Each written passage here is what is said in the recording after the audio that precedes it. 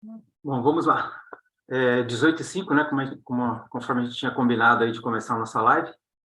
Em respeito aí ao pessoal que já está dentro da sala faz um tempinho, né? Vamos dar início à nossa live. Agradecer muito a participação de todos aí. Boa frequência. Agradeço a presença dos amigos que estão na sala aí, que eu estou vendo que tem bastante conhecido aqui, né? Sejam todos bem-vindos. E a gente vai passar essa live aí para, como eu falei, disseminar o conhecimento, né, a respeito de andames, né? O Manuel depois ele vai passar a apresentação dele aí, né, uma pessoa bastante conhecida no mercado aí de acesso. Conforme eu falei, né, está sendo gravada, né, a nossa live, para depois a gente poder distribuir esse material no nosso site e disponibilizar a todos, tá? Então, eu vou iniciar com a apresentação, uma breve apresentação da Brasf, né? Passando qual é a missão da Brasf, né? O que a gente faz, o que a gente desenvolve na nossa associação. Só um minuto, por favor.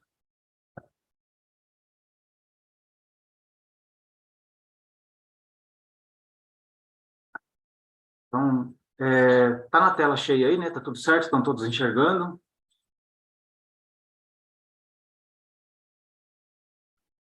Tudo certo. Tudo certo. Tá ok. Então, vamos lá. A Brasf é a Associação Brasileira das Empresas de Forma, Escoramento e Acesso, né? Aqui a Brasf ela foi criada em 16 de outubro de 2003, né? Então, mais um pouco aí, a gente está completando os nossos 20 anos, né, no mercado aí de forma, escoramento e acesso, dessa associação muito importante para o setor de forma, escoramento e acesso. Qual é a nossa missão, né?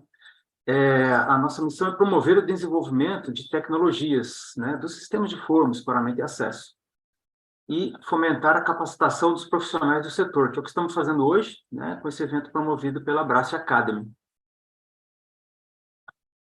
Aqui alguns objetivos da associação, né, entre eles, contribuir com as áreas de marketing dos associados, visando a divulgação dos benefícios dos sistemas de forma, escoramento e acesso. Também auxiliar na capacitação de mão de obra, né, mais uma vez é o que estamos fazendo hoje, dos nossos associados e das empresas consumidoras de seus produtos. Também incentivar o estudo e a pesquisa na área de engenharia e administração, visando a qualidade dos produtos do segmento, e também manter um constante desenvolvimento das normas técnicas seguidas pelo setor, atuando junto à BNT. Mais à frente eu vou detalhar um pouquinho mais nessa nossa participação da BNT. Hoje, né, estamos participando ativamente aí na revisão da norma que rege, né, o setor de forma e escoramento, que é a 15696, né, a qual eu faço parte como secretário. Estamos aí com 80% mais ou menos da norma revisada, mas mais à frente eu dou mais detalhes para vocês. E também liderar, né, os nossos associados na defesa de interesses do segmento junto à esfera pública, né? Então, estamos desenvolvendo um outro trabalho aí, junto à esfera pública, né? Em breve teremos um retorno aí, e com certeza vai ser positivo, de melhoria para todo o setor, principalmente o setor de acesso. Aqui falar um pouquinho do acesso, né, que é o nosso foco de hoje. Então, os sistemas de andames são levados muito a sério pela Brasf, né, e por seus associados, pois deles dependem a circulação de operários nas frentes de trabalho, seja na construção, reforma, indústria metalúrgica, naval, offshore, entre outros. E em algumas obras, os andames têm assumido o papel de protagonista, que a gente tinha comentado, né? Então, o andame se tornou tão importante, né, para a gente acessar qualquer parte da edificação, que hoje ele assume o papel de protagonista, né? Hoje, praticamente, não tem obra sendo executada sem sequer, né, a alocação de um andame. Então, também aqui, a Brasf, ela acompanha de perto, né, conforme eu mencionei antes ali, todas as inúmeras normativas, em especial a NR18, né, que ela foi revisada e aprovada em fevereiro de 2020 e entrou em janeiro, né, entrou em vigor em janeiro do ano passado, dia 3 de janeiro de 2022. Ela demorou um pouquinho, né, teve esse intervalo aí devido à pandemia. E também, né, conforme eu comentei, em breve, né, tem também a NBR 6494, né, é uma norma de 1990, ela é muito antiga, né, que trata sobre segurança nos andames, e ela vai ser revisada, né, a gente tem acompanhado junto à BNT, junto aos órgãos públicos aí, a entrada quando vai ser a entrada, a revisão, né, da 6494. Creio eu que para o próximo mês, agosto, ou no máximo setembro, a comissão deve iniciar a revisão dessa norma. Então, todos que estão aí participando, né, dessa nossa live são convidados a participar junto à BNT, né? Então, a gente tenha mais informações, a gente divulga, né, para que todos possam participar conosco, que é de interesse de todo o setor da construção. Aqui, as empresas associadas da Abrasf, né? Hoje nós temos 29 associados, né? Nos últimos meses aí tivemos praticamente a entrada de 3 associados na mesma época, mais ou menos. Então, contamos hoje com 29 associados. E como que é a operação da associação hoje, né? Então, as atividades da Abrasf, elas são organizadas em comitês, né? Então, tem o comitê administrativo jurídico, o comercial, né? O comitê de engenharia e subcomitê BIM, né? O qual eu coordeno, o comitê das PENTs, né? Das plataformas elevatórias móveis de trabalho, né? Antigas PTAs, denominadas PTAs antigamente, e o recém-criado grupo de logística, né? Então, contamos também com o Abrasf Lab, né? O Abrasf Academy, que está patrocinando o nosso evento de hoje. E também tem serviços terceirizados, né, contratados de marketing, né, on e offline, consultoria jurídica e consultoria de engenharia, né, a qual eu presto para a Abrasf. Como que funciona, né, o comitê administrativo e jurídico, né? Então, ele tem, assim, dentro de um ambiente de confiança entre os associados, ele visa analisar e discutir as tendências de mercado, né, e aprofundar o debate sobre as questões que afetam diretamente a gestão dos negócios no segmento, incentivando a troca de experiências e a apresentação de melhores práticas, né? Um comitê bastante atuante na nossa associação, né? Então, é muito importante para o desenvolvimento da associação, dos nossos associados e do setor, de uma forma geral.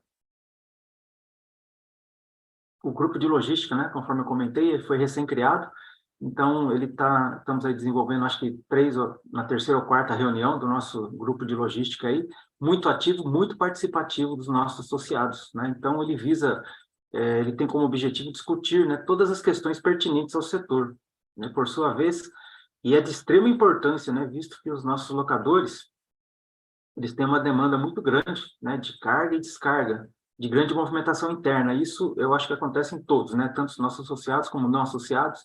A movimentação de carga hoje em dia é muito grande, né, então a gente está buscando aí novos produtos, novas tecnologias, né, novos aplicativos, né, para ajudar nessa movimentação. E também ele trata de questões sobre produtos, né? Assuntos legais, segurança, organização de equipamentos, devolução de material, inventários, cobrança de peças, compensação de negativos, né? Que é uma tarefa bem importante, né? Sendo desenvolvida, tem que ter bastante experiência para conseguir fazer isso. Também os contratos e adaptação de cláusulas contratuais, quer dizer, é um pessoal que atua bastante, né, ele tem envolvimento com todo o pessoal, né, da empresa de uma forma geral, né, diretamente ligado ao setor técnico, né, de engenharia. Então, é um grupo bastante tem atuado bastante, né, o pessoal bem interessado em arrumar soluções para a gente poder compartilhar os conhecimentos, né. Aqui também o comitê comercial, né, então ele visa ele une os fornecedores e consumidores, né, sugerindo ao mercado em geral práticas mais justas, imparciais e sustentáveis, né? Então, o comitê ele sempre se coloca à disposição dos associados para discutir melhores práticas, né, que permitam que as parcerias sejam sempre frutíferas, de ganhos mútuos, né, famoso ganha-ganha, né, todo mundo tem que ganhar, visando a longevidade e sustentabilidade do mercado como um todo, né, um comitê bastante atuante aqui na associação também como os outros. Aqui o Comitê de Engenharia e o Subcomitê BIM, né, o qual eu coordeno. Então, o nosso comitê tem uma tarefa bastante importante, né, que a gente tem a tarefa de compilar, analisar e promover melhorias em todo o conteúdo técnico disponível no setor, visando garantir a segurança e bom desempenho das formas de escoramentos e andaimes, né, os acessos. Então, nós somos responsáveis pela produção de conteúdos, vários conteúdos, como artigos, posts, revisão de normas, né, e pelo desenvolvimento de novas tecnologias, promovendo a disseminação desse conteúdo em institutos, entidades acadêmicas, projetistas, consultores e as construtoras de mercado em geral. Então, todo esse material que a gente desenvolve, né, como posts, artigos e tudo mais, ele está disponível nesse link que eu deixei aqui para vocês, né? Acessando esse link aqui, ele está aberto ao público, né? Então, aqui acessando esse link, todo mundo tem acesso a todo esse material técnico desenvolvido pelos nossos comitês, né? E também pelo comitê BIM, né? Que o BIM hoje é a metodologia que está aí, já vem há muito tempo, né? Dominando o mercado, e agora mais que nunca, né? Então, a associação está trabalhando bastante nesse subcomitê BIM, né, para trazer os benefícios aí para os nossos associados, estamos conseguindo, né, para que eles consigam implementar essa metodologia. Falar um pouquinho eu falo que é a nossa norma, né, porque a gente cuida dela com muito carinho, né, a NBR 15696, trata do projeto, dimensionamento e procedimentos executivos, né, para sistemas de forma e escoramento. Então, lá atrás, né, em 2003, né, quando a Brasf foi criada, né, poucos tempo depois, já começou a discutir a necessidade, né, da criação de uma norma para que regesse, né, o setor, né, porque um projeto é de um jeito, outro projeto do outro, né, a gente vai tentar uniformizar, dar um horizonte, né, um norte para todos, né, para que todos sigam, tenham as boas premissas, né, as boas práticas para desenvolver os nossos projetos hoje em dia. Então, ela foi criada em, em 2009, né? Então, lá em abril de 2009, ela entrou em consulta pública, e em maio de 2009, ela entrou em vigor, né? Então, o objetivo dela, né, qual que era? Permitir que os projetos, né, e premissas sigam padrões e também indicam um padrão de qualidade, né? Isso é importante para que não existam conflitos. Então, eu sempre falo assim que conhecer a norma é muito importante, dá credibilidade, né? Às vezes, norma, né, é muito assim, fica amarrado ao texto, mas é muito importante a gente que trabalha com o setor de forma de exploramento, a gente conhecer essa norma, né, a gente ter essa norma assim na ponta da língua, porque isso dá credibilidade, né, numa negociação com o cliente, numa discussão, né? Então, como eu comentei lá atrás um pouquinho, atualmente a NBR, né, a 15696, ela está em revisão junto à BNT, né, na comissão de estudo, tem o número da comissão aí, que é a CE 002-124-025. Então, a gente já concluiu mais ou menos 80% dos trabalhos, né, até maio, né, até o mês retrasado, né, nós conseguimos concluir 80%. Nossa próxima reunião será no dia 25 agora de julho, né, e apesar de já estar com 80% concluída, ainda dá tempo de participar e é importante participar. Então, se alguém tiver o interesse de participar, eu deixei aqui o link, né, onde vocês podem se inscrever, né, entrando nesse link aqui, fornecer algumas informações, vocês vão receber, né, os convites, né, o texto base para análise, então é bastante importante todos, né, poderem participar. Também tem o Comitê das Pentes, né, antigamente denominada de PTA. Então, qual que é a função dele, né? A função dele é de monitorar o mercado de plataformas de trabalho, analisando questões normativas e de práticas de trabalho, né? E promover por meio de troca de conhecimento entre as empresas associadas procedimentos e recomendações que permitam aumentar a efetividade e a abrangência e a sustentabilidade do mercado, né? Então, e além disso também ela busca oportunidades para disseminação da importância e da eficiência desse equipamento nas soluções em acesso de trabalho. Hoje estão utilizados, né? A gente vê pentes aí trabalhando em várias obras também, né? Por motivo de segurança, né? E entre outros.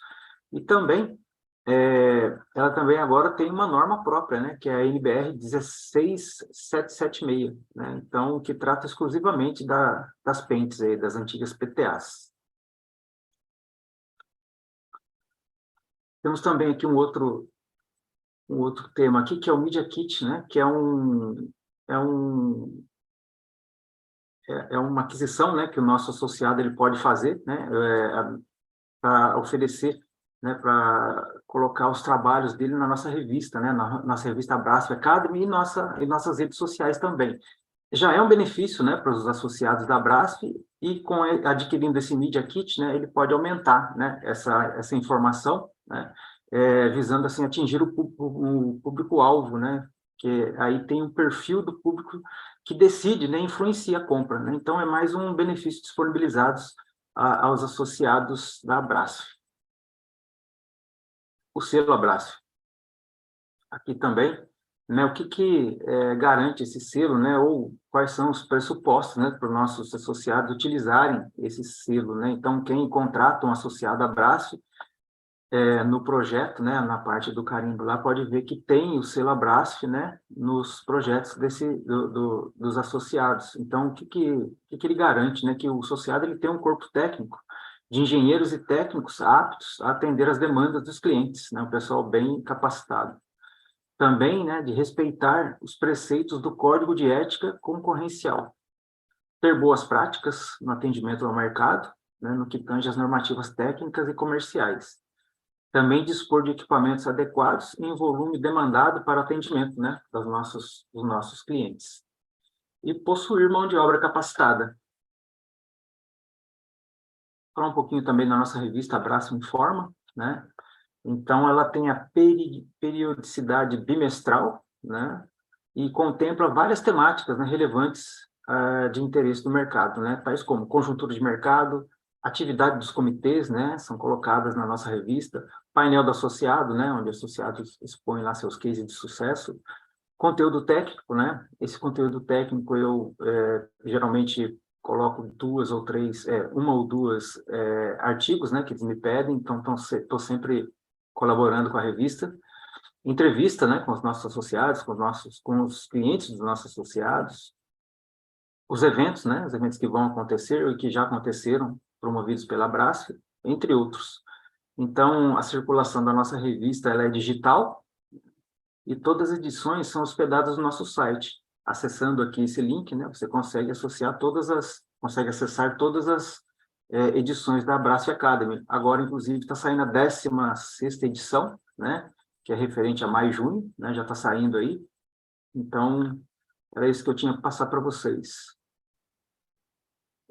Eu fui passando direto, né, então esqueci até de me apresentar no início aí. Eu sou o Jefferson, né, sou consultor de engenharia da Abrasf, né, estou trabalhando aí na Abrasf, prestando meu serviço para eles aí desde 2020, né. Então, já atuei em várias empresas dessas que são associadas à Abrasf, né.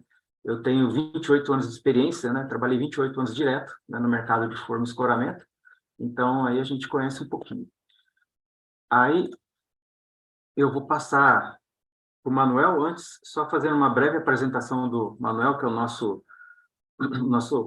colaborador de hoje aí.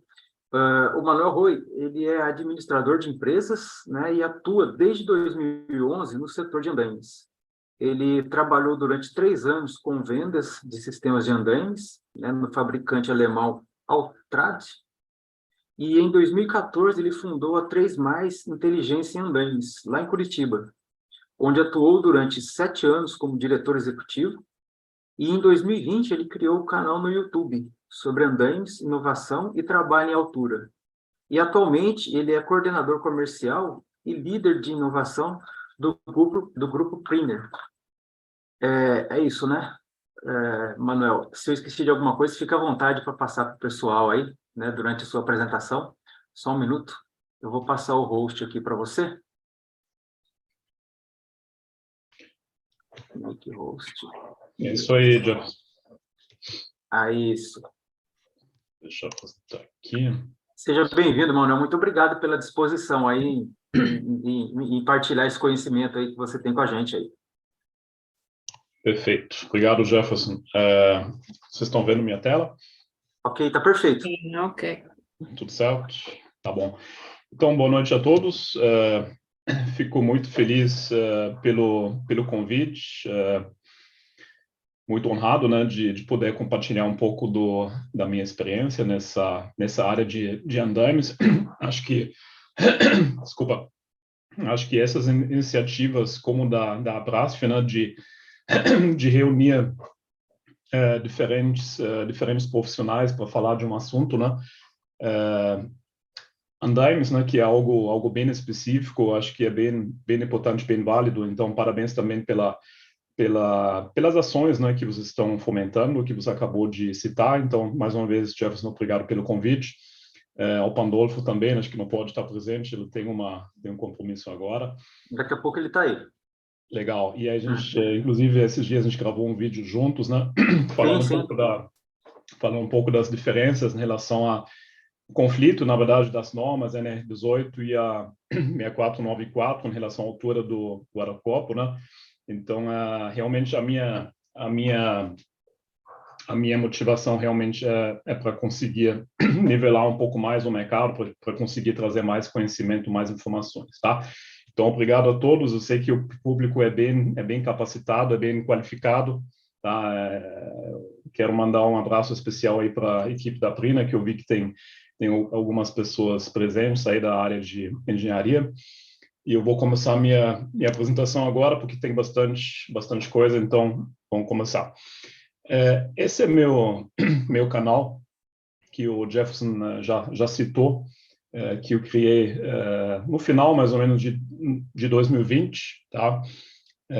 Onde no meio da pandemia, né, pouco depois que começou a pandemia, eu já estava com esse projeto de compartilhar informações, conteúdos a respeito desse assunto, né, que eu estou muito apaixonado, né, desde que eu fiz um estágio lá na Alemanha naquela época, quando eu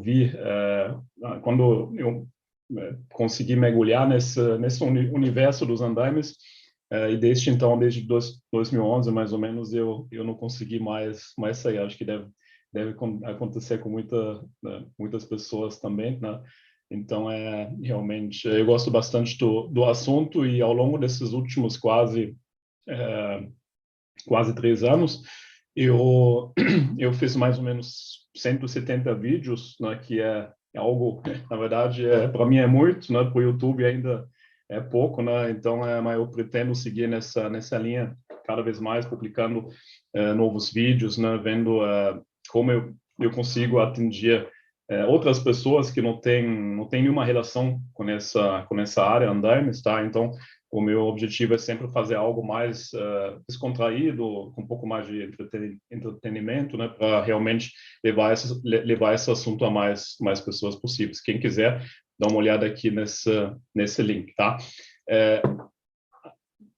Junto com essa iniciativa no YouTube, eu tive uma iniciativa junto com o Franz Abt é o rapaz ali do lado direito, ele fica no Chile. A gente está trabalhando principalmente no formato virtual, trazendo também conhecimento, fazendo a capacitação, qualificação em algumas áreas, voltado para principalmente, lógico, andaimes, e mais voltado para inspeção de andaimes, tá? Então, a gente estou também com esse projeto em paralelo, né, que a gente faz cursos na área de andaimes, tá? E a gente quer nivelar a gente quer fazer o nivelamento não pela norma, lógico, a norma é importante, acho que a norma todo mundo tem que conhecer, mas a gente está pensando também de fazer o que é possível fazer além das normas. Então, a gente entende que a norma é o mínimo que deve ser feito, deve ser atendido, e a gente está passando técnicas, né, ferramentas aos alunos que são muito válidos, são muito importantes no dia a dia, que a gente sabe que no dia a dia é corrido, né, e a gente tem que ter essas ferramentas, né, de uma forma mais prática à disposição para conseguir fazer uma avaliação de uma estrutura de andaime, para fazer uma inspeção e tudo mais. A nossa agenda de hoje, pessoal, ela está mais ou menos dessa forma, tá? Então, isso foi mais ou menos o que o Jefferson me passou, que é do interesse dos associados. A gente vai falar um pouco aí da análise de risco no trabalho na altura, métodos e estratégias para avaliar a segurança das estruturas de andaimes, as normas, né, quais são as normas recentes aqui a nível nacional e também a nível internacional. A gente trabalha muito com as normas europeias, né, que são as mais avançadas, né, nessa área, e inovações também no setor de andaimes, podem ser inovações pequenas, né, que alguns detalhes, alguma melhoria no produto, alguma melhoria em relação a peças, por exemplo, mas podem ser também inovações mais transformais, que vão transformar realmente o ambiente, né, como é o caso, por exemplo, da questão da digitalização, tá? Vamos falar um pouco rapidamente da estrutura, da história dos andaimes, tá? Tem um livro bem importante, quem ainda não conhece, do Nikolai Zabaglia, com Z, é um italiano, que ele desenhou essas estruturas aqui, ele fez esses desenhos aqui mais ou menos no século XVIII, tá?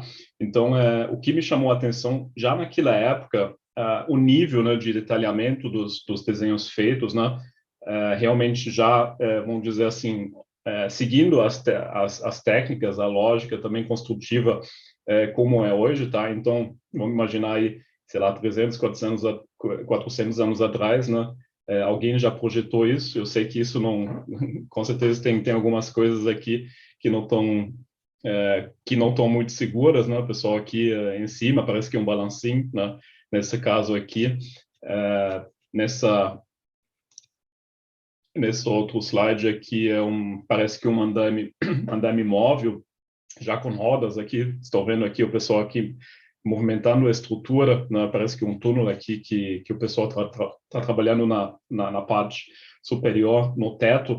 Então, naquela época já o pessoal já estava com esse desafio de como acessar um determinado local e na altura, tá? Então, isso realmente a utilização dos andaimes realmente existe desde sempre, tá? Já nos pirâmides, no Egito, por exemplo, também em algumas cavernas lá na França, a gente foram identificados alguns desenhos lá acima de 3, 4 metros de altura e o pessoal tinha que atingir essas alturas de alguma forma, tá? Então, os andaimes já estão presentes na nossa vida há muitos séculos, né? E o que realmente me chamou a atenção nesses desenhos aqui, que dá para fazer uma construção de andaimes de uma forma bonita, de uma forma, o pessoal lá na Alemanha fala, um andaime tem que ser sexy, tá? Então, realmente dá para fazer algo bem feito, né? Com poucos recursos, mesmo com poucos recursos, se a gente conhecer os fundamentos, se a gente realmente entender o que é importante, o que faz a diferença, o que pode fazer com que um andaime vai tombar e o que não, e o que talvez dá para deixar passar, tá? Quem quiser saber mais, inclusive, vou deixar aqui o link de um vídeo que eu fiz, foi um dos primeiros vídeos, tá? Então, quem tiver essa paciência de assistir, foram feitos não sei quantos cortes aí para conseguir fazer esse vídeo, mas no início foi assim e pelo menos eu acho que o conteúdo é bem legal. Mas vamos começar, pessoal, perguntando, assim, acho que todo mundo sabe o que é um andaime, acho que é algo básico, né? Um andaime deve, na verdade, o objetivo de um andaime é promover um local de trabalho seguro, tá? Então, é importante sempre pensar na questão que sempre vai ter uma pessoa lá executando um trabalho, então vai ser um local de trabalho para alguém, tá? Então, isso eu gosto sempre de enfatizar, porque às vezes sei lá, a gente monta um andaime lá, mas a gente não pensa na pessoa que vai executar um trabalho lá. Então, esse trabalho tem que ser executado de uma forma segura, de uma forma confortável, de uma forma ergonômica, tá? Então, acho que isso tem que ser objetivo e a pessoa tem que conseguir chegar até esse local de trabalho de uma forma segura também, tá? Então, a importância da questão do acesso, tá? E sempre pensar também na questão do tipo de trabalho que está sendo realizado, tá? Então, aqui a gente tem uma torre, a NR18 chama isso de andaime simplesmente apoiado, né, que não tem nenhuma ancoragem em nenhum ponto, nenhum elemento. Ela na verdade, é autoportante em função da base, tá? Então, é importante também entender o que vai ser feito naquele trabalho. Será que é necessário subir muito peso, ferramentas, quantas pessoas vão trabalhar, que tipo de atividade eles vão fazer lá, eles vão estocar algum material, alguma viga, algo nesse sentido. Indústrias, por exemplo, pau de carga, né, algo muito recorrente também, vão fixar alguma coisa lá para içar alguma coisa. Então, é importante também pensar que tipo de trabalho vai ser executado naquela estrutura, tá? essa definição, ela vem da norma EN 12810, desculpa, 12811, que é uma das principais normas lá que fala de andaimes na Europa. Daqui a pouco eu vou falar um pouco mais aí dessa questão normativa e explicar um pouco mais da evolução, como chegou lá, tá? Aqui a gente tem os diferentes tipos de andaimes. Aqui vocês devem conhecer um dos tipos mais conhecidos, né, o andaime tubo e braçadeira, o famoso tubo Hall, né, que eu até queria saber, né, acho que tem o associado Rohr aqui, né, que na alemão quer dizer tubo, né, então eu acho que deve vir talvez da pronúncia, né, que o pessoal não sabe muito bem pronunciar o R, eu também não sei muito pronunciar o R aqui de português, e talvez foi em função disso que teve essa forma, né, esse nome, né, para o andaime tubo e braçadeira, porque na prática isso quer dizer tubo e tubo, na minha avaliação, considerando que Rohr é tubo, tá? Mas porque braçadeira é Kupplung em alemão, então é um pouco diferente, tá? Mas vamos deixar isso para lá. Então esse andaime tubo e braçadeira, ele surgiu mais ou menos em 1930, tá? Depois da Primeira Guerra Mundial, um pouco antes da Segunda Guerra, tá? Com a questão da industrialização, com a questão de mais matéria-prima, aço disponível e tudo mais, então foi realmente o material que mais se encaixou para fazer esse tipo de estrutura, e está sendo utilizado até hoje, tá? Inclusive em países mais desenvolvidos, no Reino Unido também está sendo muito usado, né? Esse tipo de sistema, esse tipo de material, e um dos mais, se esse sistema é bem montado, com certeza é um dos sistemas mais seguros que existe, também em função das resistências das conexões, tá? Então, é um equipamento muito bom, só que o problema é que ele leva muito tempo para ser montado e também demanda uma mão de obra bem especializada, tá? Porque também dá para fazer bastante coisa errada, tá? Em relação a tipos de andaimes mais evoluídos, a gente pode citar aqui o andaime fachadeiro, tá? Que na verdade ele surgiu antes do andaime multidirecional, mais ou menos em 1952, se não me engano. Foi lançado o primeiro sistema de andaime fachadeiro, que é muito bom para fazer trabalhos em fachadas, né, onde a gente tem fachadas realmente retas, onde a gente tem edifícios, por exemplo, que não tem muitas interferências, que não tem muitas variações, vamos dizer assim. Então, esse equipamento é muito bom e apresenta uma produtividade maior do que o andaime multidirecional, tá? Então, como vocês estão vendo e chegando aqui nessa foto, aqui esse andaime atende 100% às normas, a NR18. Tem sistemas no mercado que são mais simples, né? Com certeza aquele andaime de quadro, né? Aí eu não considero isso um sistema de andaime de fachada. Então, na minha visão, tem que ter um rodapé, tem que ter guarda-corpo. Realmente tem que ser um material realmente que é um piso, uma plataforma de trabalho, né? Segura, fixada e tudo mais. Então, isso para mim é um bom sistema de andaime para fachadas. Aqui a gente tem um andaime multidirecional, que foi um sistema inventado por um dos associados, inclusive, a Lion, lá da Alemanha, se não me engano, 1970, mais ou menos, surgiu esse sistema. Não sei se alguém da Lion está presente, até pode me corrigir, mas acho que foi mais ou menos nessa época. E a vantagem desse material é que você vai conseguir, ele é muito versátil, tá? Então, se alguém me perguntar, quero começar, quero iniciar uma empresa de locação, quero trabalhar com indústria, construção civil, esse equipamento aqui você consegue atender praticamente em qualquer segmento, tá? Inclusive eventos, dá para fazer palcos, dá para montar com esse tipo de material, porque ele tem a roseta, ele tem o disco de conexão, né, que permite a conexão a cada 45 graus, tá? Eu não vou falar muito aqui do material em si, acho que vocês devem conhecer melhor que eu, tá? Então, eu vou passar aqui rapidamente. Se alguém tiver uma pergunta também, Jefferson, a gente vai vai deixar isso mais para o final. É isso, não? Exatamente, né? Se alguém tiver alguma questão aí, coloca no chat aí no final que a gente vai respondendo. Beleza, então vamos deixar, pessoal, se alguém quiser deixar uma pergunta aqui, podem deixar. Aqui são os componentes principais de um andaime, tá? A gente sempre, se você quer saber, será que o andaime ele tem todos os componentes, ele em relação à estrutura, ele é seguro? Então, a gente tem mais ou menos aqui entre 8 ou 9 componentes, tá? Dependendo se a gente vai trabalhar com aquela horizontal, o sistema U ou o sistema O.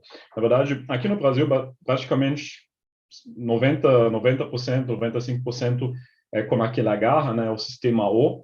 Na Alemanha, eles têm esse sistema U, que é um outro, atravessa a horizontal aqui embaixo, onde é apoiado o piso, ele tem um encaixe um pouco diferente, tá? Por isso aqui eles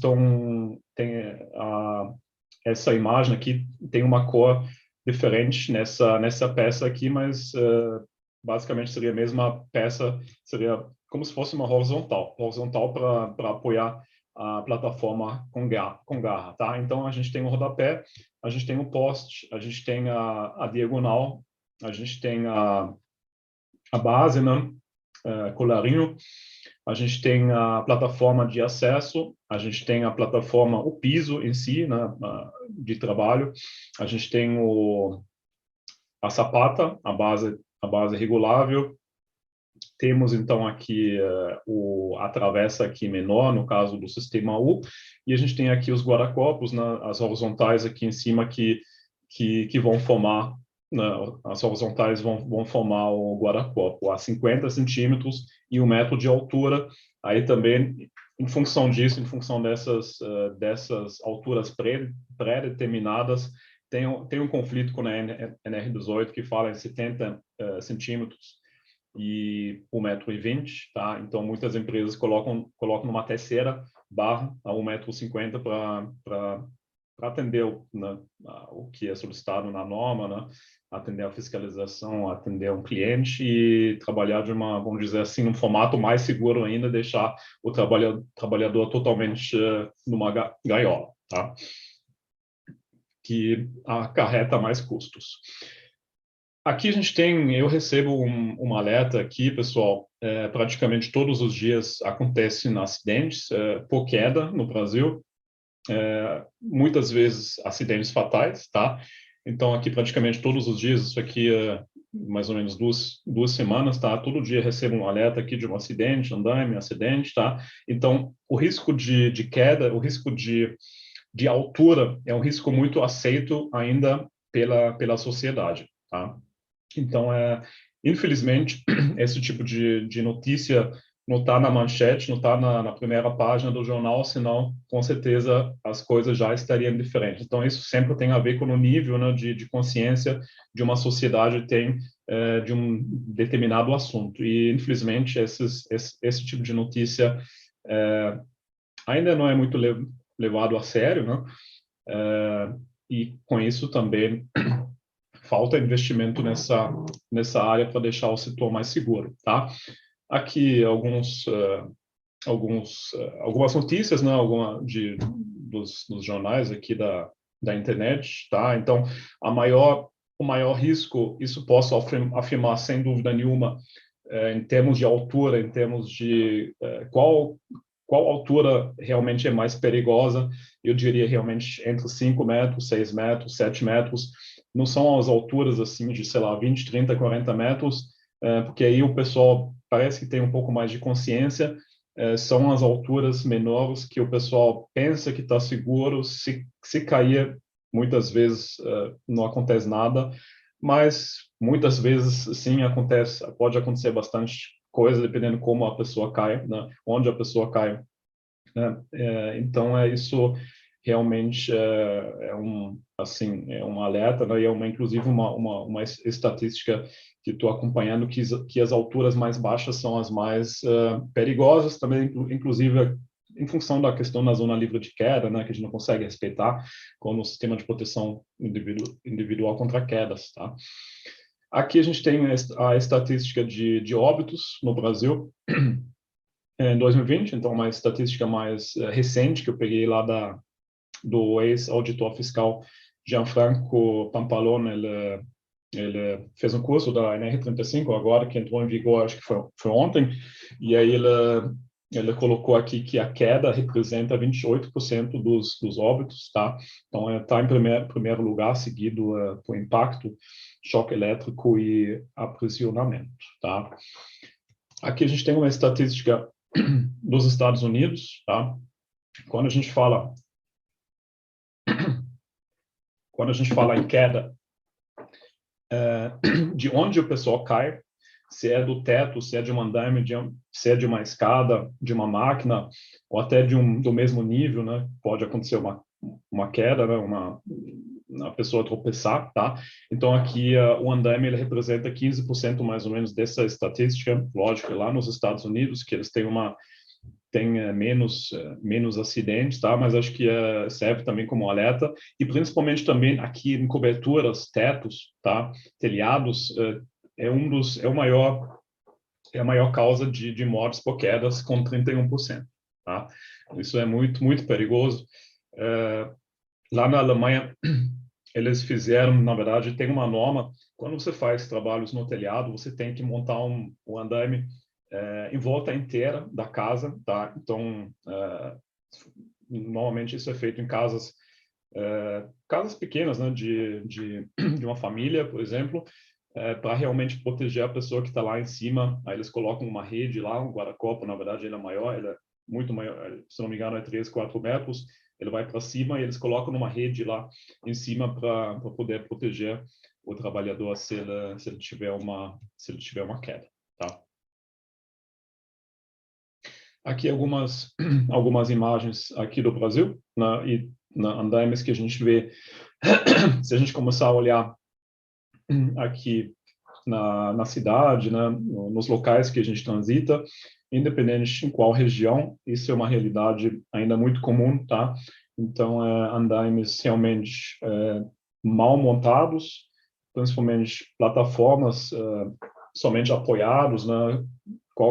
Qualquer tipo de madeira é utilizado. O andaime muitas vezes não é ancorado, ou se ele é ancorado, ele é ancorado de uma forma errada, tá? Então, isso acho que cada um de vocês vê isso muito acontecendo no Brasil. Aqui a gente colocou o nosso velocímetro de segurança, tá? Que a gente gosta de falar, que sempre toda a carga, toda a capacidade de carga informada pelo fabricante tem um fator de segurança incluso. Então, quando o fabricante fala, a plataforma aguenta 150 quilos por metro quadrado, com certeza vai aguentar muito mais, tá? Mas a questão a gente deve chegar no limite do material, a gente deve trabalhar no limite para realmente, se tiver alguma condição, se tiver algo que talvez a gente não tá prevendo, algo que acontece que 99% não acontece, mas naquele dia acontece, e a gente está com o nosso a gente está com o nosso velocímetro aqui na parte vermelha, né, ou na parte amarela, tá? Então a gente sempre recomenda trabalhar com o máximo de segurança, com o máximo de fatores de segurança possível, não atuar nessas áreas amarelas e nunca na parte vermelha, e não demandar mais que o equipamento suporta, tá? Então, isso é bem importante de pensar dessa forma. Mas aí, Manuel, como reduzir o risco de quedas, tá? Não é tão simples, tá? Tem diversos aspectos, tem diversas etapas para a gente conseguir realmente diminuir o risco, porque eliminar o risco é praticamente impossível. A gente não consegue eliminar o risco, mesmo com o sistema de proteção coletiva contra quedas, né? Vai ser difícil de eliminar o risco, tá? Então, a gente tem que diminuir o risco ao máximo, tá? Acho que esse tem que ser o nosso objetivo. Como a gente consegue fazer isso? Através de uma análise de riscos, né, detalhada, autorizações liberações, definir realmente responsabilidades, quem é responsável por realizar uma determinada tarefa, quem é responsável pela atividade de trabalho na altura, quem vai fazer a supervisão, se um cara vai sair, sei lá, um responsável por supervisionar as atividades de trabalho na altura, quem vai fazer a substituição, que tipo de materiais a gente está utilizando. A gente está utilizando materiais de qualidade, equipamentos, sistemas de proteção individual contra queda, cintos, talabat, linha de vida, que tipo de ferramentas a gente está utilizando, tá? Tudo isso tem a ver com também treinamento e qualificação, tá? Que a gente tem acho que uma grande carência, né, de treinamento e qualificação da mão de obra, acho que em todos os níveis, desde a base até o pessoal que realmente vai fazer o projeto de um andaime, que vai fiscalizar o andaime realmente, para deixar esse pessoal mais capacitado e conseguir realmente reduzir o risco nessas atividades, tá? Alguns erros comuns aqui, pessoal, eu estou indo um pouco mais rápido, porque ainda tem bastante conteúdo, e o Jefferson, ele demorou um pouco mais aí para apresentar o braço, então preciso correr um pouco. Brincando no Jefferson. Vai tranquilo. Quais são os erros comuns que a gente vê muito durante o uso, tá? A utilização. Daqui a pouco a gente vai falar da questão da montagem do andaime, mas agora, nesse momento, a gente vai falar da utilização do andaime, que a gente vê muito que está relacionado à retirada indevida de componentes de proteção de andaimes, principalmente guarda-corpos. E quando o pessoal tira esses guarda-corpos, muitas vezes o pessoal tem um objetivo, por exemplo, de de fixar uma rodana lá para içar um determinado tipo de material, tá?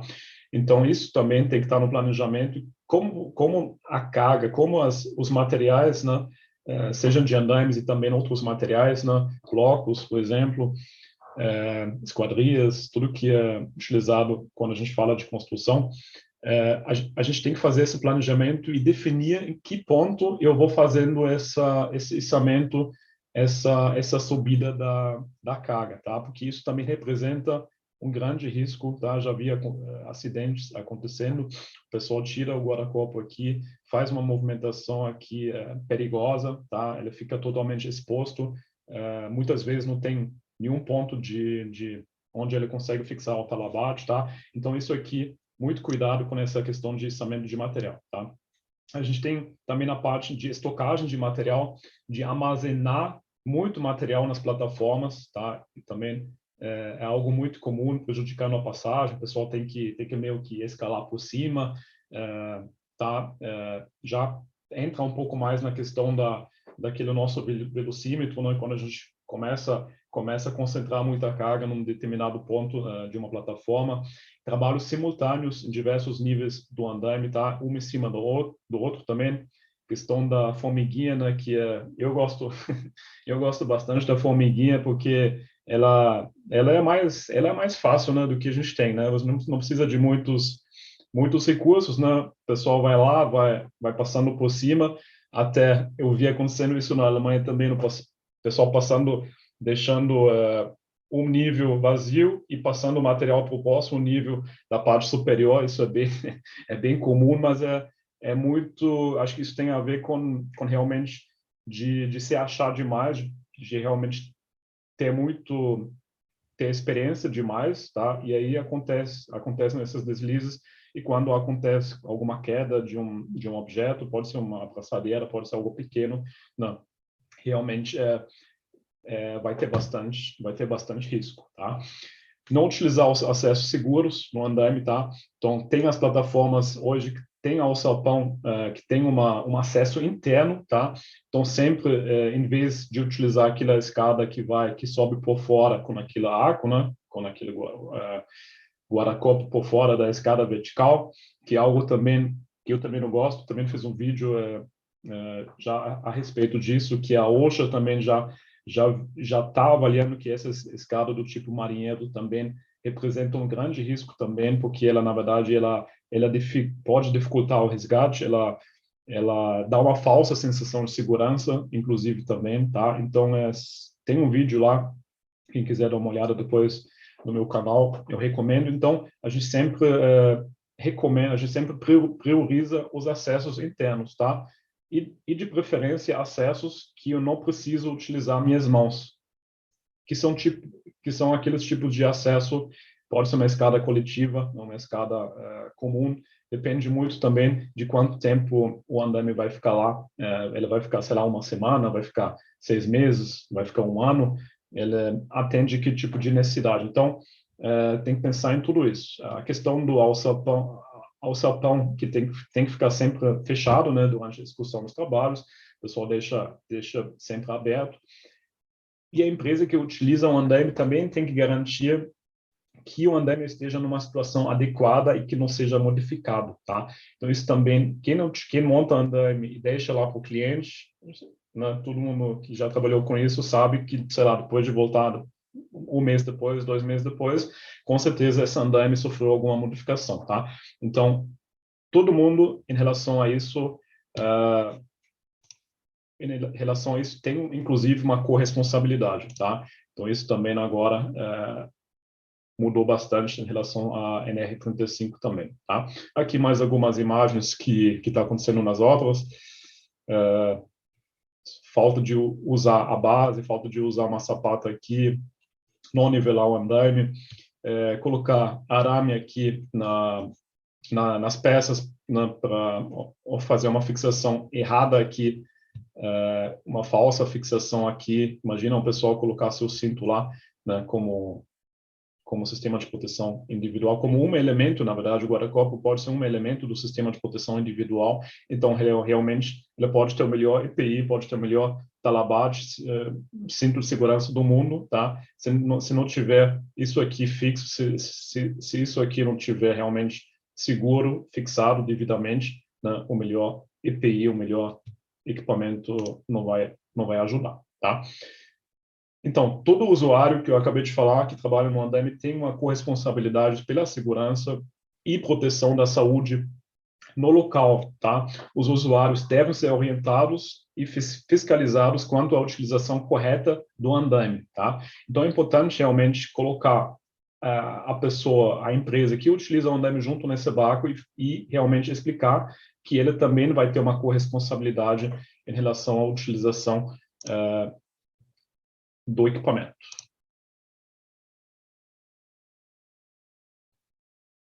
Agora, vocês me perguntam, Manuel, mas quando é necessário realizar uma inspeção, tá?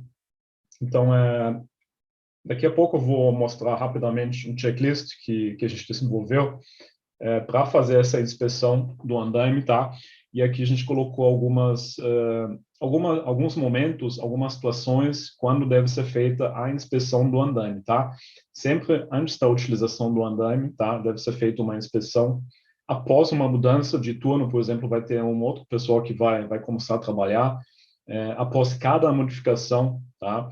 Antes de iniciar o trabalho e diariamente o local onde o andaime se encontra, tá? Então, também não é suficiente avaliar somente o andaime, a estrutura em si. É necessário também avaliar todo o conjunto, todo o contorno, tá? Onde aquela estrutura está montada. Isso é bem importante também quando alguém faz essa verificação, que ele realmente tem que perceber onde o andaime está montado. Será que ele colocou a sapata em alguma superfície que talvez, por algum motivo, não sei, não tem mais a mesma resistência quando a montagem foi feita, tá? Então, tem N situações, tem muitas situações que dá para citar. Após a ocorrência de eventos climáticos, acho que isso também é bem importante, principalmente quando tem telas, quando tem lonas que revestem no andaime, o fator vento, né, é o nosso principal inimigo, tá? O vento ele representa um risco bem grande e deve também ser considerado como peso quando a gente como carga, né? Carga de vento é bem importante também considerar quando a gente faz uma avaliação de uma capacidade de carga, memorial de cálculo, tá? Então isso é bem importante. É de extrema importância fazer o registro, tá? Da verificação com imagens, tá? principalmente tirar fotos, tá? Bastante fotos, isso é bem importante, acompanhado também de um checklist, tá? De verificação, tá? Tem esse checklist aqui que a gente desenvolveu, tá? Quem quiser depois me mandar uma mensagem, depois vou deixar meu contato lá no final. E ainda, claro, se a pessoa também tiver inscrito no meu canal, isso é também uma condição, aí eu vou liberar esse checklist aqui que ele fala de diversas áreas, tá? Dentro da montagem de andaimes, tá? Começando pela base do andaime, pelas diagonais, contraventamento, guarda-corpos e horizontais, que faz parte da estrutura, plataformas e acesso, questão da ancoragem, a gente fala de torres simplesmente apoiadas, torres móveis, né, que representam um risco grande também, andaimes suspensos, aqueles andaimes pendurados em algum elemento, em alguma estrutura metálica, numa ponte, por exemplo, e as áreas também de apoio, onde o andaime está estocado, que tipo de características tem aquele local onde o andaime está sendo estocado. Então, tudo isso aí a gente colocou algumas verificações, perguntas relacionadas a isso, tá?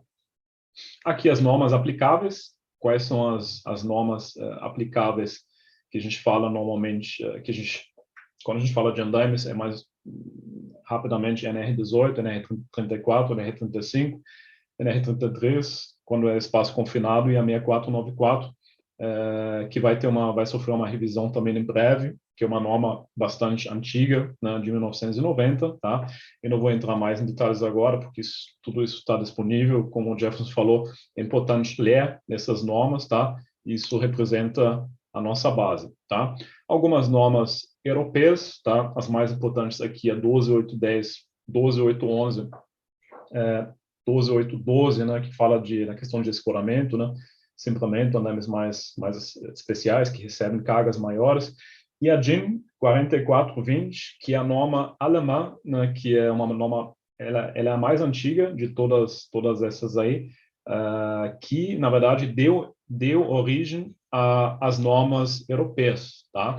Então, boa parte dessas normas europeias aqui veio dessa norma alemã, porque na época foi a norma que é a norma considerada mais exigente, né? E aí isso foi replicado para os outros países da União Europeia, tá?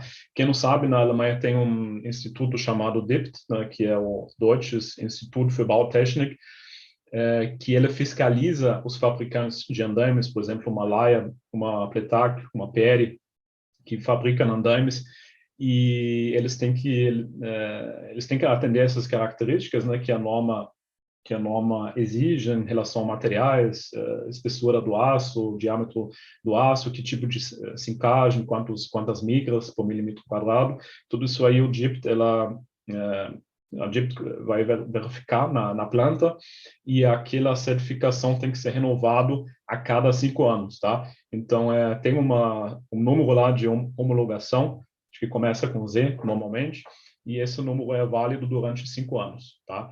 Então, isso é uma das principais diferenças, isso é único, inclusive, no mundo, tá?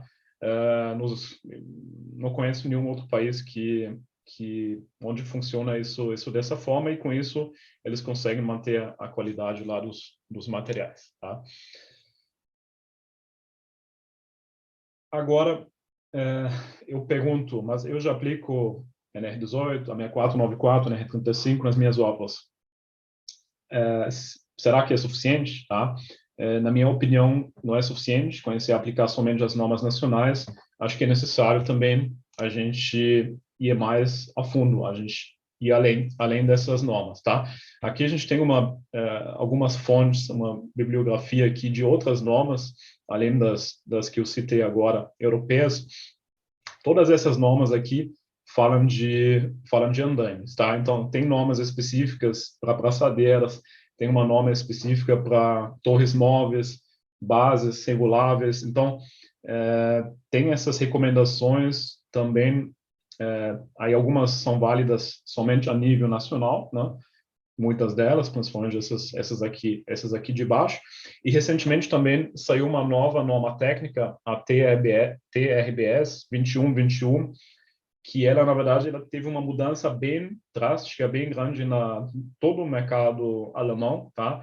Porque foi percebido, foi constatado que acontecem muitos acidentes na Alemanha durante o processo de montagem do andaime, tá? Então, aí eles... vou falar, no final eu falo, falo qual foi a solução empregada, mas em função disso eles chegaram numa conclusão e eles exigiram que os fabricantes desenvolvessem uma nova técnica de fazer a montagem onde o trabalhador, onde o montador de andaime, ele é protegido durante todo o processo de montagem. Como eles fizeram isso, eu vou mostrar mais para o final, tá? Alguns aspectos importantes na avaliação de andaimes, tá? Então, a gente fala aqui, basicamente, em 4 pontos. Eu não vou entrar em detalhes aqui, mas está relacionado à estabilidade. A estabilidade está relacionado a cargas cêntricas e excêntricas, tá?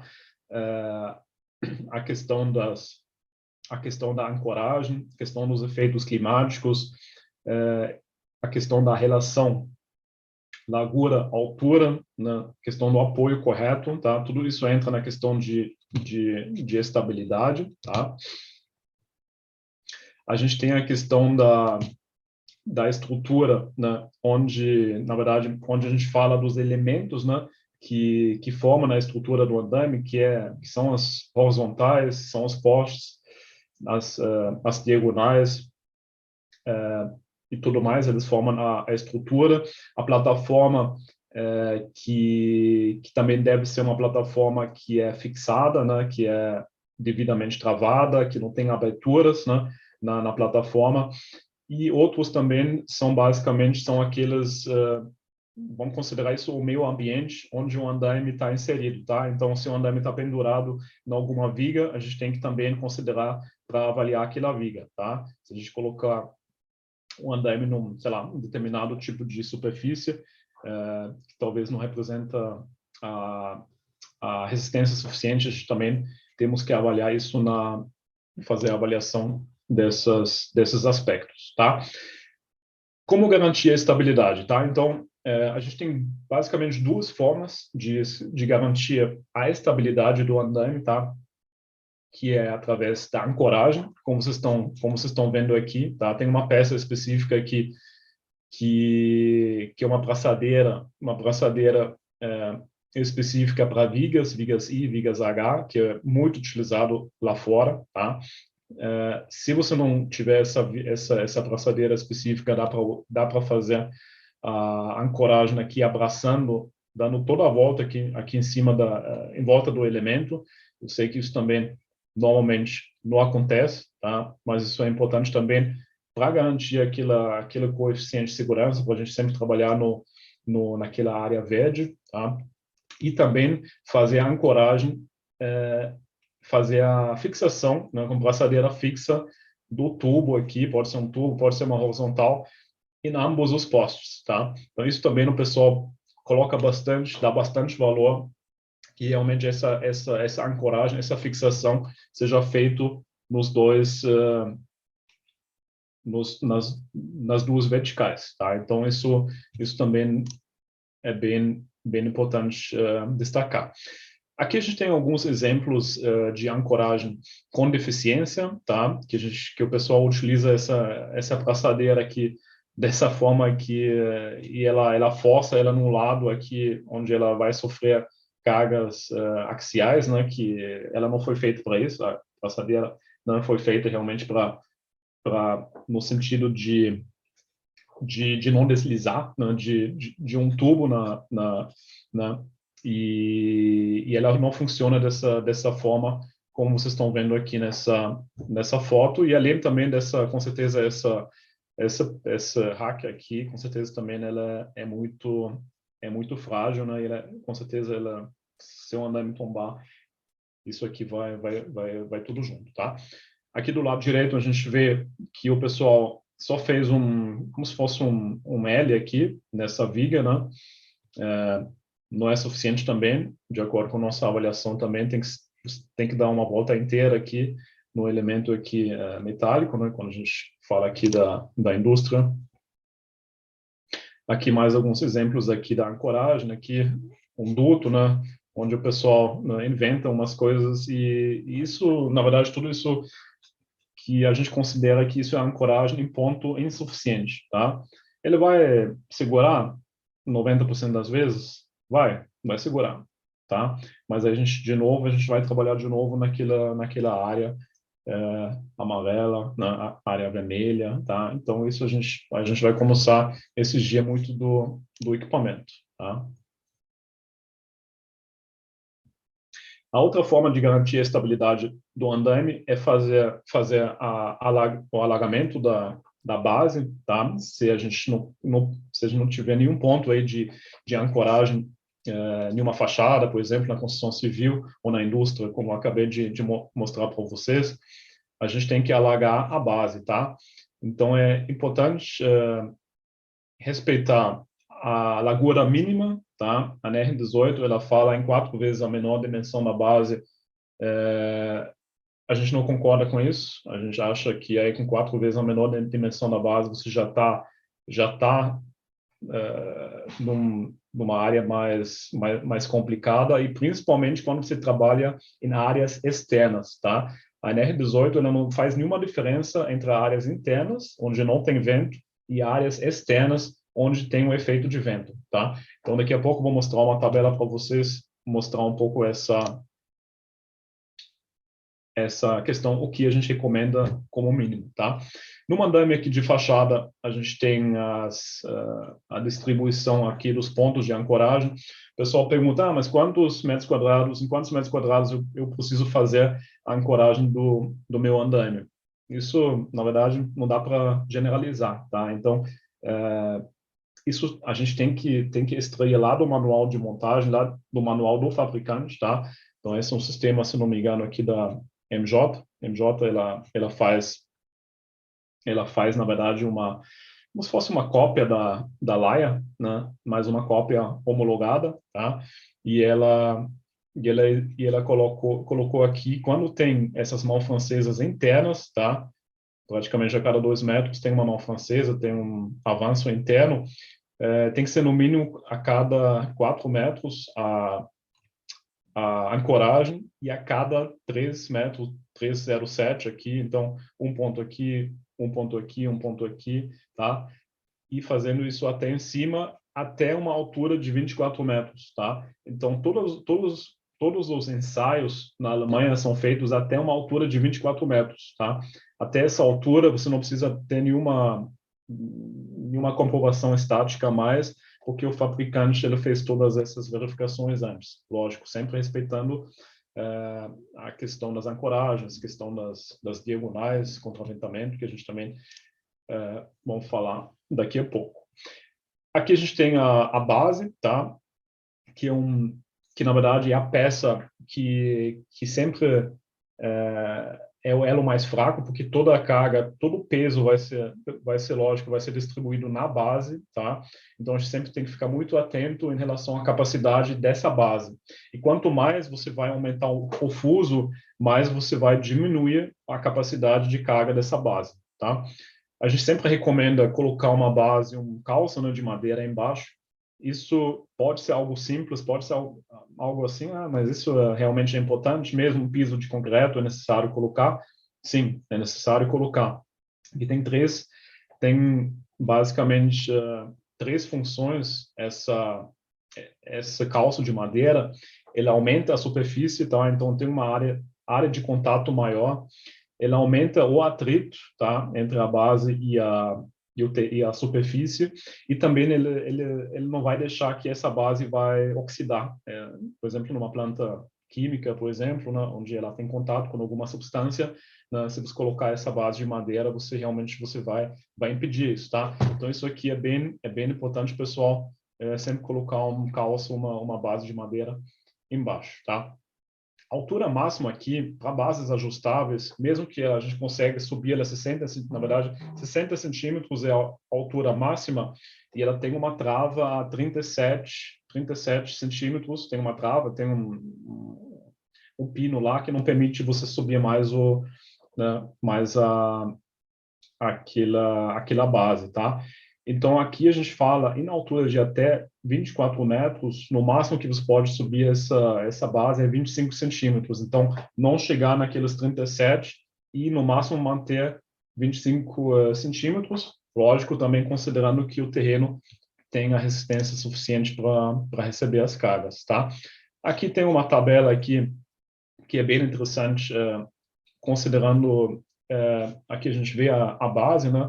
Que ela tem 56 centímetros, né?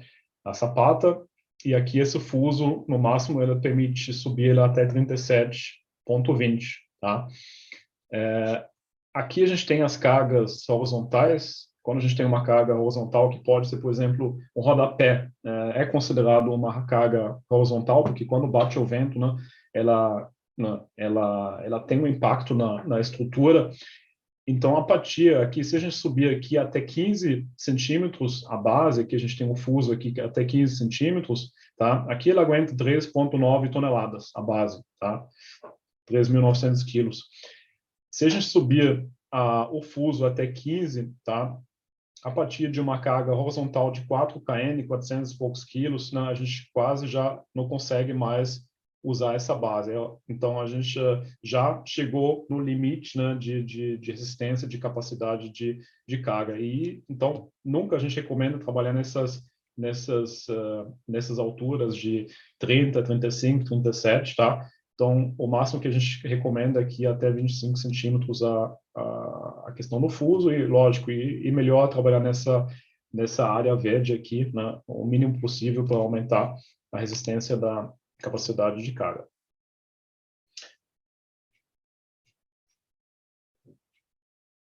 Jefferson? Pode falar. Como é que a gente está de tempo?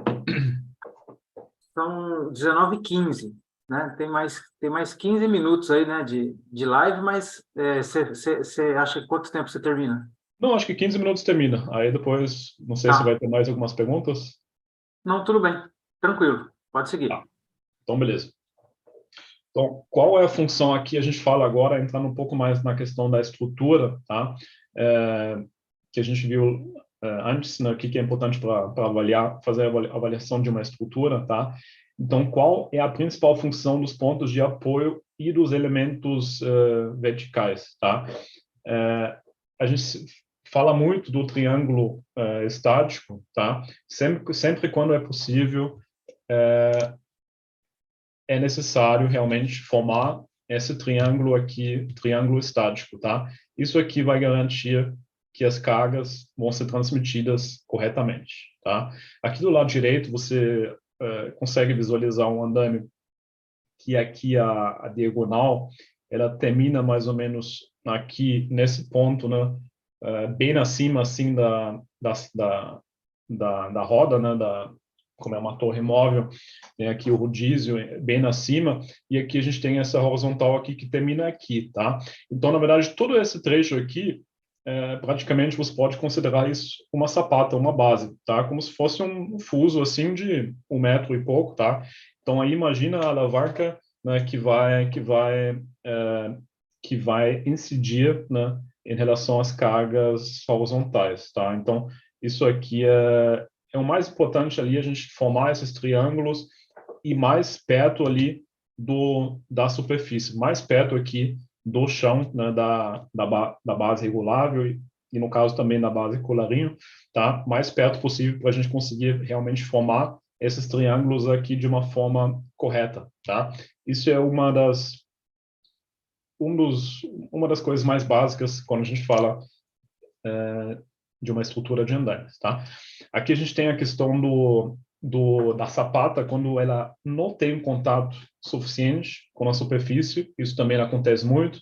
Já tem as sapatas que tem aquela inclinação, que elas são inclináveis, tá? Elas são muito boas aí para usar em terrenos com desnível, tá? e aqui a gente já tem, com certeza, tem um contato insuficiente com a superfície de apoio, tá? A base, normalmente ela tem 15 por 15, né? 225 centímetros quadrados, e a gente recomenda que no mínimo 150 centímetros quadrados seja apoiado, tá? No mínimo 150 centímetros quadrados. É assim o que o pessoal recomenda de uma boa prática, tá? Aqui a gente tem a questão dos calços, de novo, de madeira. Não adianta usar esses calços aqui numa estrutura totalmente fragilizada, não preciso explicar muita coisa. Essa peça é bem legal quando você trabalha com inclinações. Então, essa base que eu acabei de citar, né, que você consegue mudar o ângulo dela e você consegue inclusive, puxar aquele triângulo estático que eu comentei agora com vocês, para o ponto mais baixo possível, tá? Então, aqui, além de você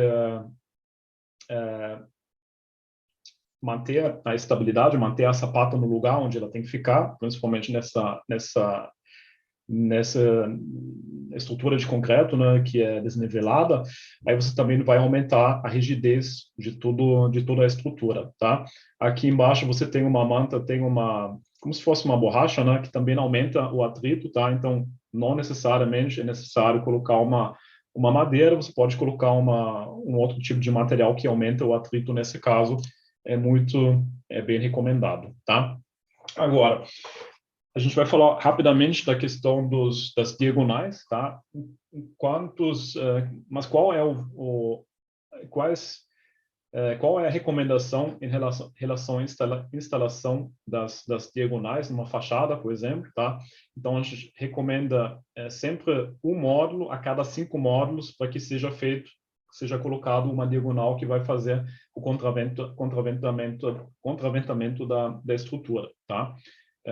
E quando a torre aqui, como vocês estão vendo aqui, está bastante afastado ainda aqui da torre, desculpa, da fachada, a gente recomenda também que seja feito de novo, seja formado aqui um triângulo também que vai deixar tudo isso aqui seguro, tá? Isso pode ser feito com peças do sistema ou pode ser feito com peças tubo e braçadeira, não faz tanta diferença, tá?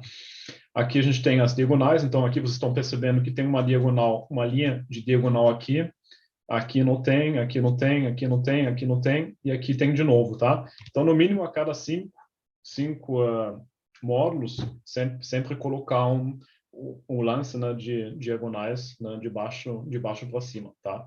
Isso aqui é bem relevante. Agora, vou dar a dica para vocês em relação o que a DIN 4420, que ela fala em relação às alturas simplesmente, em relação às torres simplesmente apoiadas, tá? Então, a gente fala de até 4 metros, considerar uma regra 1/3, ou seja, no máximo 3 vezes a menor dimensão da base. Então, se você tem uma base a menor base de 2 metros, no máximo 6 metros de altura, tá? Isso aqui para o ambiente externo, onde você tem interferência de ventos. Quando se fala entre 4 a 8 metros, a gente já vai diminuir isso aqui para 1 para 2, e mais uma memória de cálculo, tá? Então, aí vocês estão vendo aqui que tem uma diferenciação a partir de 8 metros, né? Tem que colocar uma base de 8 metros de largura. Será que isso faz sentido? Né? Será que 8 metros, uma base de 8 metros é necessário, né, para uma altura de 8 metros? Pela DIN, né, 4420, é necessário, principalmente em função dos esforços de ventos. E na questão dos ambientes internos, né, até 10 metros, a gente consegue manter a regra de 1/4, né, e trabalhar mais ou menos o que a NR18 ela determina, e acima de 10 metros com a regra de 1/2, né, e memória de cálculo. E lembrando que, por exemplo, um depósito, alguma coisa que tem uma porta onde tem uma entrada de vento, tem uma abertura, uma frente aberta, é considerado também no exterior, tá? Então, aí você já começa a utilizar o que é colocado lá da parte externa, tá? Então, qualquer andaime onde uma carga é adicionada, tá? Então, principalmente carga de vento, né, pode provocar, é capaz de provocar o tombamento da estrutura, tá? Então, é necessário, sim, ter memorial de cálculo disponível para esse tipo de andaimes simplesmente apoiados, que a gente vê que tem a maioria dos acidentes, né, acontecendo para nesse tipo de andaime, tá? Aqui vai ter um rápido vídeo aqui mostrando a força de vento, né?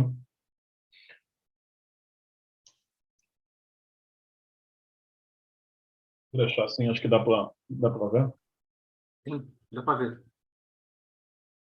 E quando ele realmente o vento ele solta, né, uma dessas torres aqui, ele é um efeito dominó, né? Acho que vocês já devem ter visto, né, bastante vídeos quando ele cai, praticamente cai tudo, né? E nesse caso acho que só teve dano material, né? Não teve dano com pessoas e tudo mais, mas o vento realmente a gente tem que tomar bastante cuidado. Questão de guarda-corpos, né? Elementos horizontais, né? Que a gente coloca. Então, no mínimo também, todos esses exemplos aqui a gente considera como deficiência de segurança, né? Porque eles são apoiados somente num ponto, tá?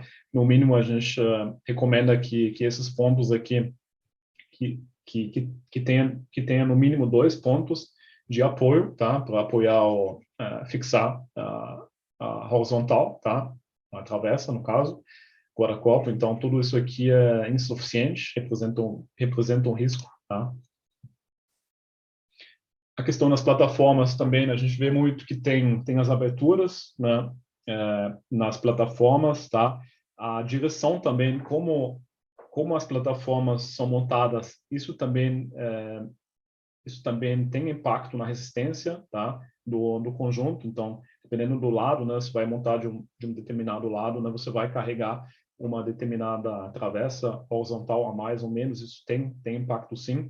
Nos andaimes de fachada, as plataformas, eles servem, inclusive, como elemento horizontal, tá? Então, nos andaimes mais modernos, assim, eles foram projetados para isso, né? Então, não é mais necessário colocar aquilo a travessa, a horizontal. Então, a própria plataforma já serve para fazer a distribuição dessas cargas, tá? E sempre lembrando que as plataformas devem ter a trava, né, de segurança contra o desencaixe acidental, mais uma vez, principalmente também em função do vento, né, que pode facilmente levar uma plataforma, tá? A gente recomenda que no máximo, assim, a abertura que seja no máximo 2,5 centímetros, tá?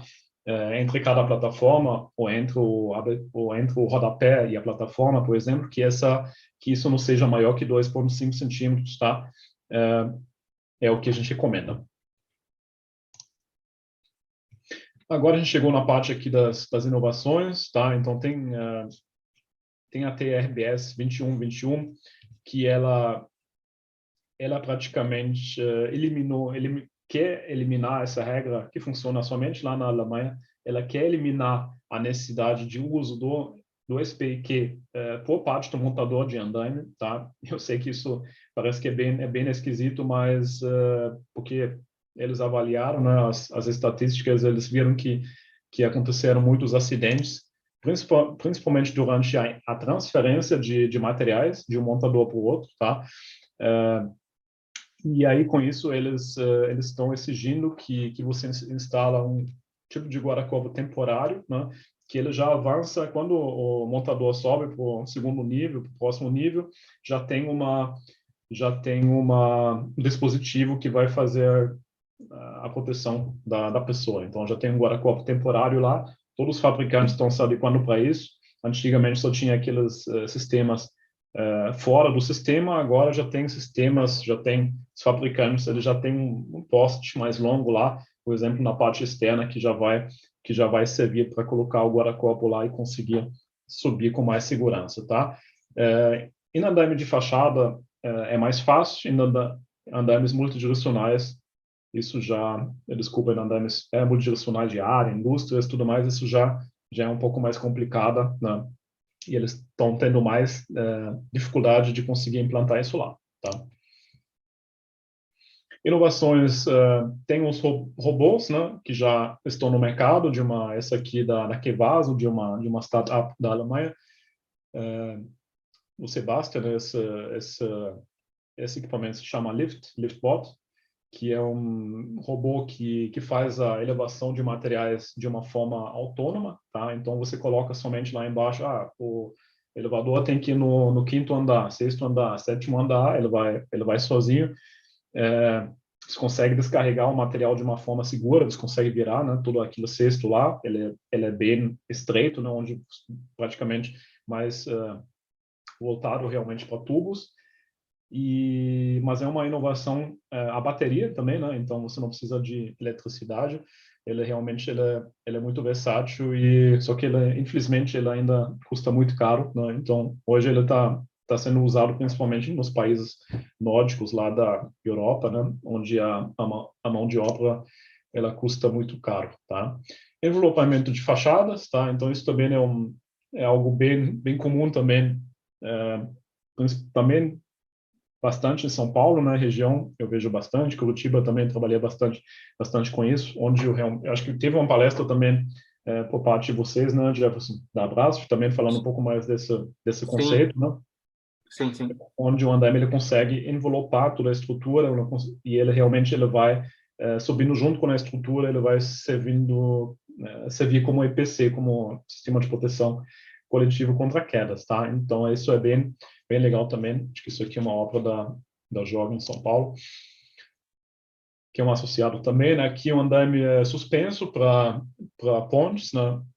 Um andaime específico para fazer trabalhos em pontes, tá? Viadutos, toda a estrutura que é onde você tem que pendurar alguma coisa, né? Então é um sistema específico que você consegue montar com mais rapidez, mais segurança, tá?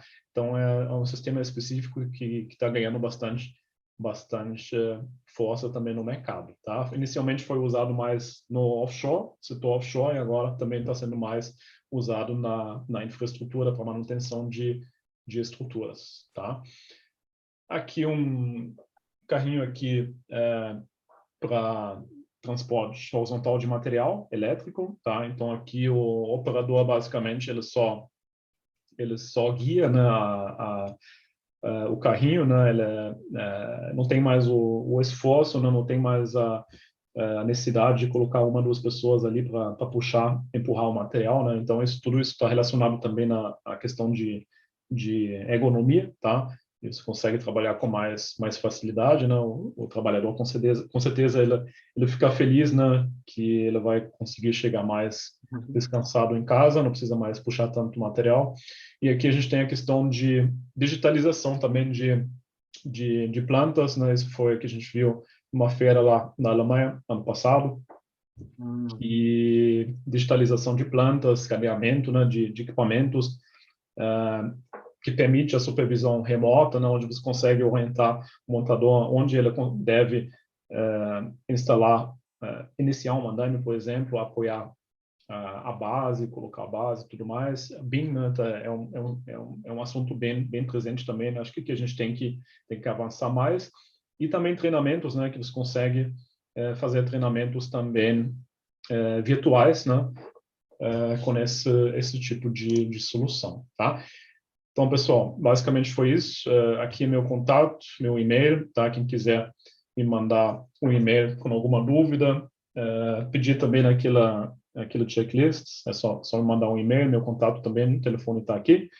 E eu sei que foi bastante conteúdo na verdade, né, mas espero que deu para entender. Sim, sim. Bacana. Tá certo. Obrigado, Manuel, aí pela participação aí, né? Foi bastante conteúdo, né? Algumas informações básicas, mas algumas informações interessantes aí que eu também ouvi durante a apresentação aí. Aí, nós temos algumas perguntas aqui. Uhum. Deixa eu ver aqui, peraí. O Leonardo, ele perguntou no início lá, assim, quais as informações obrigatórias que a gente deve colocar nos projetos de andaime? Você pode responder. Tá. Projetos, eu vi que tem projetos, tem projetos simples, né, 2D até hoje, né, mas também hoje a gente tem ferramentas, né, SketchUp, tudo mais, né, que onde a gente consegue fazer os projetos 3D também, que é recomendado, né, porque a gente tem que imaginar que a gente tem diferentes públicos, né, que vão estar envolvidos na questão da, da montagem também do uso do andaime, tá? Então não adianta a gente deixar um projeto também muito técnico, né? Que talvez um leigo, né, que nunca teve contato com isso, né, mas de alguma forma está envolvido também com isso, tem que saber interpretar, tem que saber ler, tá? Então acho que é importante realmente a gente conseguir mostrar como o andaime vai ser montado, né? Em relação, acho que os componentes mínimos, acho que nem precisa falar, né? Acho que isso tem que estar descrito lá. Acho que é importante mostrar onde o andaime está inserido, né? Em qual ambiente, né? Onde ele vai ser ancorado, né? Se aquela estrutura onde ele vai ser ancorado realmente ela é segura, né? Realmente resiste, né? Às cargas, porque a gente pode ter um elo ali mais fraco justamente naquela estrutura. A gente se preocupa muito com o andaime, mas a gente tem uma deficiência lá em relação à estrutura, tá? Então é bem importante a questão dos pontos de ancoragem na minha avaliação. Conseguir colocar uma lista de material também, acho que sempre é bom, tá? E realmente deixar o projeto mais detalhado possível. Não sei quem fez a pergunta, qualquer coisa posso mandar um projeto aí, modelo, né? Que eu indico que é o ideal, tá? Foi o Leonardo. Leonardo? Isso. Leonardo, se quiser me mandar depois um e-mail, que eu te mando um projeto, um modelo que eu acho que fica legal, tá? E também acho que deve ter capacidade de carga, né, do equipamento, né, quanto resiste a Capacidade de carga, sim. poste, né? Como você falou, você já passou por aí também as ações do vento, né, que foram consideradas, região, né, norma 6123, norma de vento, né? A gente Isso. tem comentado também algumas vezes. Tá certo. Ah, aí tem mais uma pergunta aqui, agora do Roberto. Ele pergunta assim: para qual tipo de andaime é necessário uma linha de vida independente? Isso é uma excelente pergunta. Na verdade, isso, de novo, não dá para generalizar, né? Acho que isso é determinado numa avaliação, numa análise de risco, que algum técnico, algum supervisor, um PLH, né, profissional legalmente habilitado, vai ter que fazer. Tá? Agora, na NR35, teve uma mudança em relação à escolha, à seleção dos pontos de ancoragem pelo montador. Acho que isso, quem tiver a oportunidade de dar uma lida na NR35 agora, porque o PLH hoje, na verdade, depois dessa mudança, ele faz um procedimento de como fazer a ancoragem, né? E o montador, a pessoa, o usuário do andaime, ele pode definir meio que livremente onde ele vai se ancorar, mas seguindo aquele procedimento, tá? Porque, na verdade, na prática, é isso que acontece, né? Então, na verdade, foi dado um pouco mais de liberdade para o montador, tá? Se tiver um guarda-corpo, né? Se tiver um guarda-corpo, se tiver um rodapé, se tiver uma proteção periférica completa, na minha avaliação, não é necessário utilizar um cinto, porque é a mesma coisa, se o andame estiver bem montado, é a mesma coisa como a pessoa estivesse, sei lá, na sacada ali, né, fazendo alguma coisa. Então, existe uma proteção.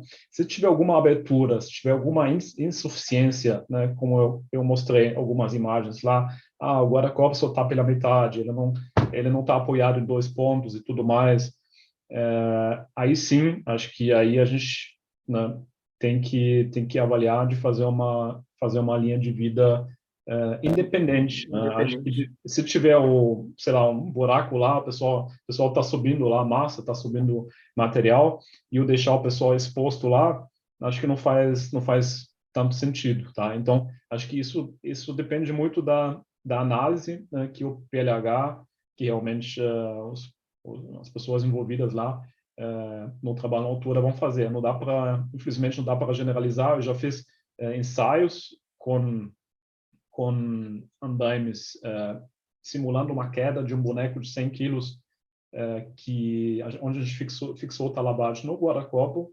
O guarda-corpo ele se deformou, mas ele resistiu, tá? Ele absorveu, inclusive, boa parte da carga, né? E aí nem o absorvedor de energia abriu, entendeu? Então, é possível colocar o talabarte numa horizontal, num tubo, no caso do andaime tubo braçadeira, sim, com certeza vai resistir. Mas qual é a altura, né, que esse andaime está instalado? Será que estou respeitando a zona livre de queda? Tem todas essas questões que a gente tem que avaliar, sabe? Certo. Vamos lá. Tem uma pergunta agora do André. Ele pergunta assim, o triângulo de estabilidade deve ser considerado em qualquer tipo de andaime? Aquele triângulo, né, que você comentou aí. Triângulo estático. Isso. Sim, em qualquer tipo de andaime. Isso assim é básico. Foi uma das primeiras coisas que eu aprendi, né, que o quadrado, né, quadrado cai, né, e o triângulo ele fica, tá? Então isso em alemão inclusive rima, sabe? Essa frase, né? Essa frase. Então na verdade é quanto mais diagonais, né, melhor. Isso a gente vê nas treliças, né? Quando a gente utiliza uma treliça, por exemplo, tem as diagonais. Por exemplo, a gente sempre quando a gente tem a possibilidade de formar diagonais em andames e em estruturas, né, sempre é melhor. A gente vê isso em coberturas, né, coberturas metálicas. Sempre quando a gente começa a olhar para essas estruturas, a gente vê sempre vai ter diagonais lá, tá? Desculpa, triângulos. Certo. Deixa eu verificar aqui, deixa eu ir descendo aqui. O Leonardo deixou o e-mail dele aí para você mandar para ele. É Leonardo, Léo Guimarães, né? .tst@hotmail.com. Tá aqui. Tem outra pergunta do Leonardo aqui. Ele pergunta assim: qual é a capacitação para considerar um profissional legalmente habilitado para fazer um projeto de andaime, tipo um engenheiro civil, né, engenheiro mecânico, técnico de edificações? Qual é a capacitação, né, que tem que se considerar para um profissional legalmente habilitado? O PLH, ele estava lendo aqui os comentários. Um profissional legalmente habilitado, ele tem habilitação para, em relação ao projeto, ele está perguntando? Isso, deixa eu descer aqui, ó. Que eu estava vendo outra coisa. Ele perguntou assim, né, qual a capacitação para considerar um profissional legalmente habilitado para fazer um projeto em andaime? Apto, né? Qual a capacitação que ele tem que ter para ele estar apto a executar um projeto? Normalmente aqui é um engenheiro civil, né? Engenheiro civil ou um engenheiro mecânico, né? Já vi, tem engenheiros mecânicos também fazendo projetos, engenheiros de produção eu também vi, né? Isso também depende também do CREA, né? De cada estado, ele que também tem algumas diferenças em relação a estado. Eu sei que no Paraná é de uma forma, acho que no Rio é de outra forma. Então, se não me engano, eu não tenho 100%, mas na minha visão, o PLH, ela sempre tem que ter uma formação em engenharia. Não sei se você concorda comigo, Jefferson, mas acredito que... Não, é isso mesmo, né? Ele tem que ter formação de engenharia e tem que ser tipo, cadastrado no CREA, né? Porque às vezes a pessoa é formada, mas não está vinculada ao CREA, né? Então ele tem que ter um CREA ativo para poder desenvolver, né, esse tipo de projeto, né, o tipo de cálculo e tudo mais, né? Então o PLH tem que estar apto a tudo isso daí, né? E ele tem que estar com o CREA ativo, né? A gente até vê empresas solicitando profissionais como engenheiro civil que tem o CREA ativo, né? Porque às vezes a pessoa não está com o CREA ativo, então ele não pode desenvolver esse tipo de projeto. Perfeito. A Ana comenta aqui, né, que tem que ter a emissão da RT específica, lógico, né? Bem lembrado, Ana. Obrigado. Sim.